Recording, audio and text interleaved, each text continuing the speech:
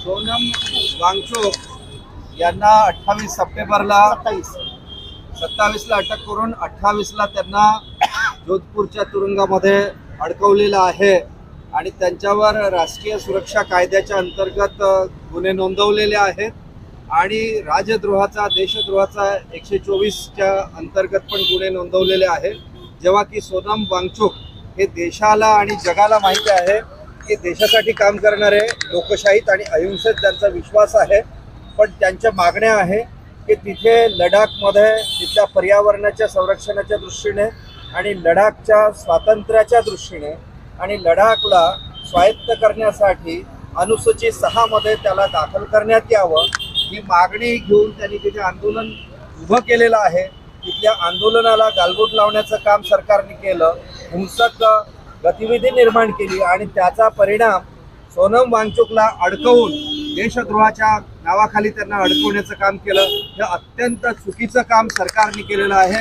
या सरकारच्या कृतीचा आम्ही निषेध करतोय आणि सोनम वांगचुकांना लवकरात लवकर मोकळं करावं आणि लोकशाही आणि अहिंसेच्या मार्गाने चालणाऱ्या आंदोलनाला बळकटी देण्याचं काम देशभरातले लोक करणार आहेत। सोनम वांगचुक आता आज देशाच्या स्वातंत्र्याचा आणि लोकशाहीचा आवाज झालेला आहे।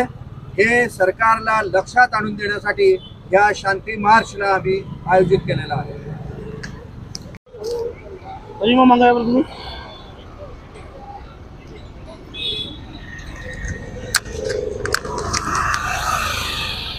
वर्धा शहर में अभी डॉक्टर सोनम वांगचुक की जो गिरफ्तारी 26 सितंबर को हुई है उसके विरोध में उसका जाहिर निषेध के लिए शिवाजी चौक जो वर्धा शहर में है तो बड़े पैमाने पर लोग देखिए सड़कों पर उतरे हुए हैं। उनकी जल्द से जल्द जो है जो गिरफ्तारी हुई है उसका जो है उनको जल्द से जल्द रिहा किया जाए।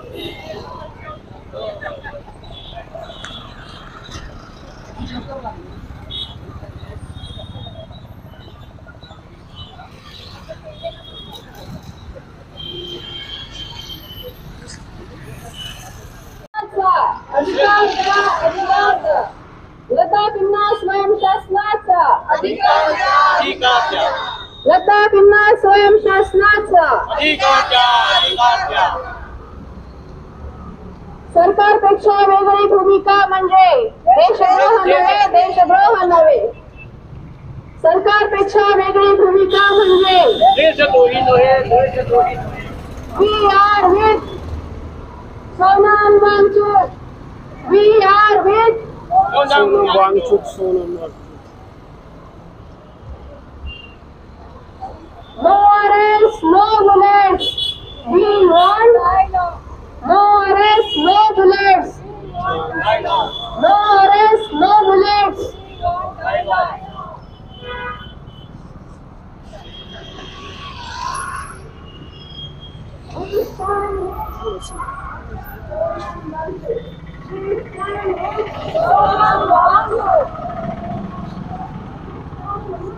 Sonam Wangchuk.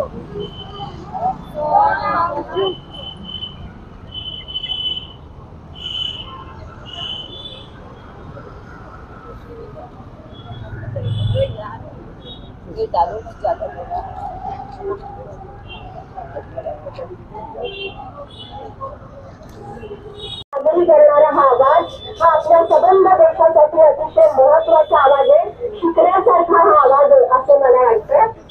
आणि असं नेतृत्व करणारे सोनम वांगचुक ज्यांना अटक करण्यात आली. कशासाठी अटक करण्यात आली? 3 वेळा उपोषण आणि पदयात्रा करून जो माणूस किती 21 दिवसाचा उपवास, 14 दिवसाचा उपवास, गांधींच्या शांततेच्या मार्गाने लोकांना आवाहन करून सांगणारा हा आवाज, हा कृतीशील आवाज आहे. आपण हे लक्षात घेतलं पाहिजे. ज्यांनी अनेकांनी तुम्ही सोनम वांगचुक यांचं कर्तृत्व टाकलं असेल.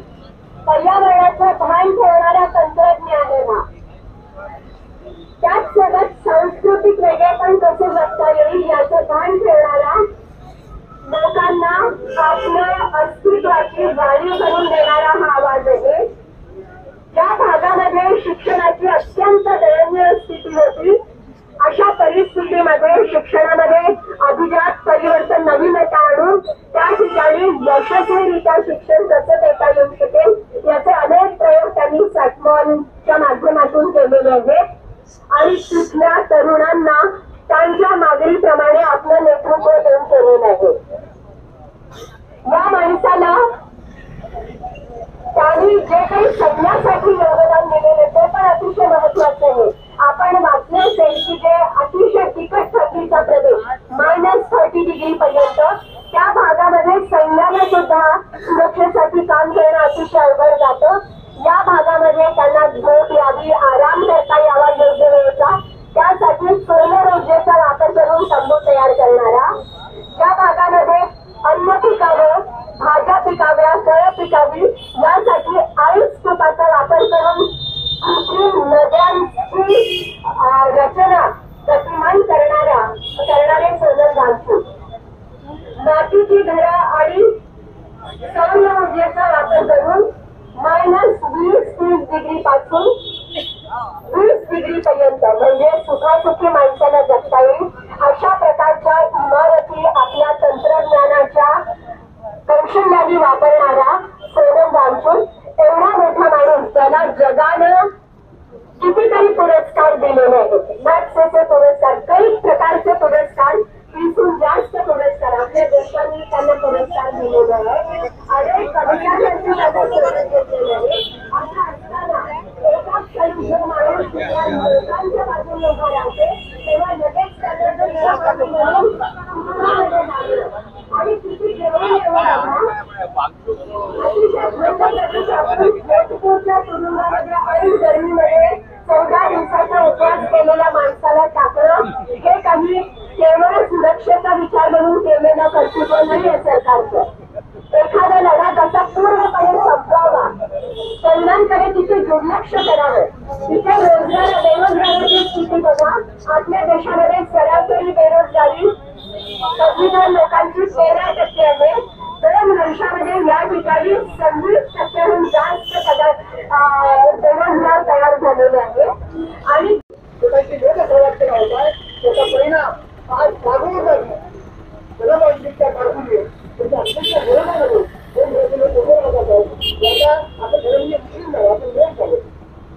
आपल्या आधी अनेक शहरांनी आणि इथे बनवलेला आहे. हे भरून आणलं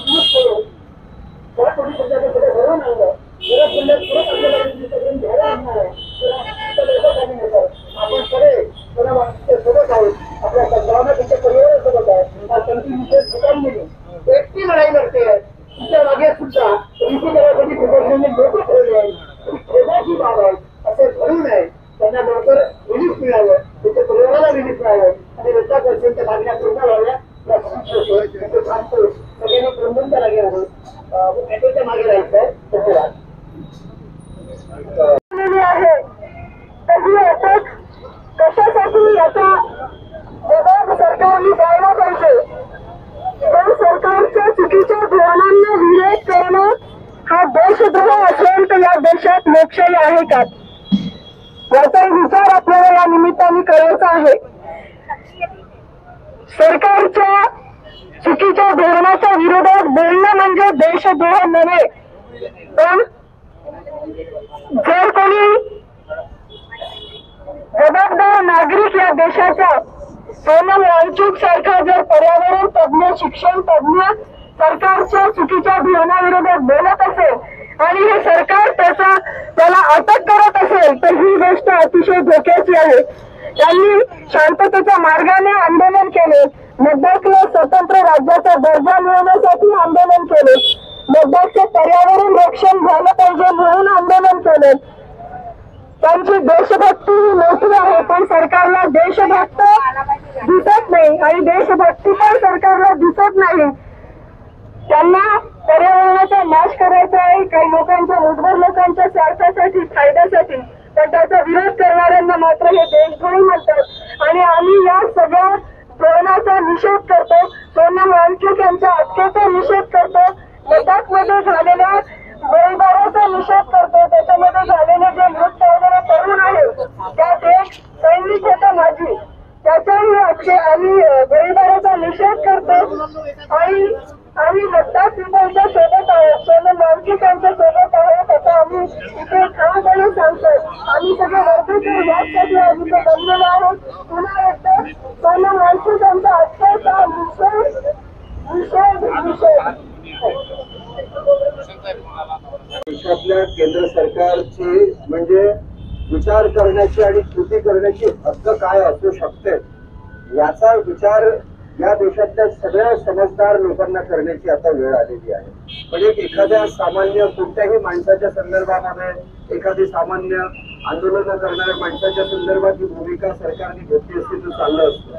पण असा मनुष्य या मनुष्याने शिक्षणाच्या क्षेत्रामध्ये पर्यावरणाच्या क्षेत्रामध्ये मागच्या 30-35 वर्षामध्ये देशाला अनेक गोष्टींमध्ये देण्याचं काम केलेलं आहे. या देशामध्ये अनेक लोकशाहीच्या चळवळी सशक्त करण्याचं काम केलेलं आहे. असा मनुष्य या मनुष्यावर या देशामध्ये super hit film Aamir Khan सारख्या व्यक्तीने काढली. आपण ज्याला 3 इडियट्स म्हणतो त्याच्यामधलं जो सोनम वांगचुक जो आहे वांगडू या चरित्र जे आहे हे सोनम वांगचुक यांचं चरित्र आहे. म्हणजे या देशातल्या लोकांनी इतक्या मोठ्या प्रमाणामध्ये त्याला आकर्षित झालं त्या चरित्राला. इतकं मोठं काम करणाऱ्या मनुष्याला या देशातले सर्वसामान्य बदमाशा करून निवडून जाणारे ज्यांच्यावर अनेक गुन्हेगारीचे कलमा असतात दोष असतात असे लोक केंद्रामध्ये वेगळ्या पद्धतीने चोऱ्या करून निवडणुका चोरून केंद्रात तुम्ही सतत जाता आणि देशाच्यासाठी समर्पण करणाऱ्या माणसाला तुम्ही देशद्रोहाच्या नावाखाली अटक करता. याच्यापेक्षा हीन दर्जाचं काम कोणत्याही केंद्र सरकारचं राहू शकत नाही. आणि म्हणून जेवढा निषेध या केंद्र सरकारचा या मोदी सरकारचा आपल्याला करता येत असेल तो आपण केला पाहिजे आणि देशभरातून हे दाखवून दिलं पाहिजे. शहरामध्ये आज आपण एक चांगलं झालं की वर्धा शहरातले सगळे सुजाण लोक ज्यांना लोकशाहीमध्ये विश्वास आहे, ज्यांना समजतंय की लोकशाही आणि देश कोणत्या आधारावर उभा राहत असतो, देशाचा विकास म्हणजे समजतो, ते लोक आजच्या या निषेधामध्ये सहभागी झालेले आहेत. आणि म्हणून त्या अशा सोनम वांगचुक यांनी अटक केली. सोनम वांगचुक यांना अटक होणार असं जेव्हा लक्षात आलं आणि त्याची मागणी काय होती तर त्यांची मागणी साधारण मागणी आपल्याला माहित आहे की भारताच्या संविधानामध्ये ज्याला शेड्यूल 6 आहे, अनुसूची 6 आहे. त्या अनुसूची 6 का आहे की जे ज्याला आपण म्हणतो की बॉर्डर एरियामध्ये जे सीमा क्षेत्रामध्ये जे राज्य असतात त्या राज्यांना स्वायत्ततेचा अधिकार देण्याच्यासाठी म्हणून त्या अनुसूचित 6 मध्ये सहभागी करावं लागतं. तर हा मुद्दा केव्हा आला 2020 ला जेव्हा केंद्र सरकारने 370 कलम हटवून नंतर जम्मू आणि काश्मीरचं त्यांची जी स्वायत्तता संपवली आणि त्यांना केंद्र शासित प्रदेश केले त्याच्यामध्ये